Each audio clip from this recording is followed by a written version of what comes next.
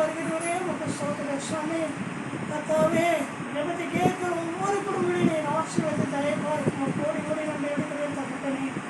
ஆமென். கிறிஸ்தவர்கள் மிகவும் புரியமானவரே, வேதத்திலிருந்து ஒரு வசனத்தை வாசிக்கிறேன். ஏசாயா 41:11 வசனம். நான் உன் தேவனாகிய கர்த்தர் உனக்கு வலது கரத்தை பிடித்து பயப்படாதே, நான் உன்னோடு இருக்கிறேன் என்று ஆண்டவர் சொல்லுகிறார். அருமையானவரே, இந்த அதிகார வேலையில் ஆண்டவர் நமக்கு கொடுத்த வசனத்தை நாம் தியானித்து பார்க்கும் பொழுது, ஆண்டவர் இந்த உலகத்தில் நாம் ஜீவனோடு இருக்கும் வரையிலும் நம்மை பாதுகாத்து அரவணைத்து ஆதரித்து வழிநடத்தி வருகிறார்.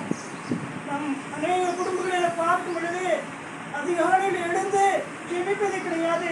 ஜெபத்துக்கு பதிலாக டிவி பார்ப்பதிலும் செல்போன் பார்ப்பதிலுமாக காலத்தை நேரத்தை வீணாக்குகிறார்கள். ஒவ்வொரு நாளிலும் எவ்வளோ நேரத்தை ஆண்டவர் நமக்கு கொடுத்திருந்த போதிலும் வேதம் வாசிப்பதற்கும் ஜெபிப்பதற்கும் நாம் ஒவ்வொரு நாளிலும் எவ்வளோ நேரத்தை செலவிடுகிறோம்.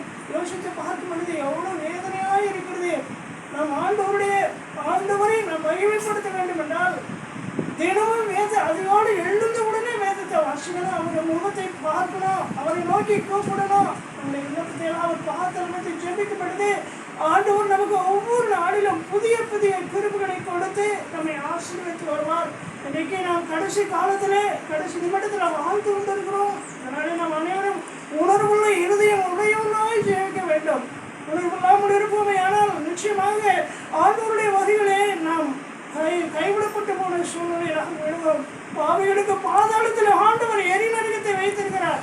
பரிசுத்தவான்களுக்கு மட்டும்தான் பரலோகத்தில் நித்திய ராஜ்யத்தை உருவாக்கி வைத்திருக்கிறார். அந்த நித்திய ராஜ்யத்திலே நாம் பிரவேசிக்க வேண்டும் என்றால் இந்த உலகத்தில் இருக்கின்ற காலத்திலே அவருடைய நாமத்தை மகிமைப்படுத்த வேண்டும், அவருடைய ஊழியத்தை செய்ய வேண்டும். நான் அறிந்ததை மற்ற பரிதாதி மக்களிடத்தில் அறியாத மக்களுக்கு நாம் சுவிசேஷத்தை சொல்ல வேண்டும். அப்பொழுதுதான் ஆண்டவர் நமக்கு தீர்க்க ஆயுசை கொடுப்பார். நம்முடைய குடும்பங்கள் நம்முடைய குழந்தைகள் எல்லாம் ஆசீர்வாதமாக இருக்கும்.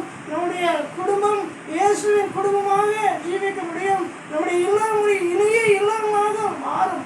அதனால நம்ம அனுதினமும் ஆண்டவருடைய வார்த்தையை வாசித்து தியானித்து நம்முடைய வாழ்க்கையில நாம் கடைப்பிடித்து நடக்க வேண்டும். அவருடைய பிள்ளைகளாக நாம் ஜீவிக்க வேண்டும். முடிந்த வரையிலும் நாம் பரிசுத்தமாய் இந்த உலகத்தில் வாழ வேண்டும். பரிசுத்த வாழ்க்கைக்கு மட்டும்தான் பரலோகத்தில் இடம் உண்டு என்பது நமக்கு தெரியும்.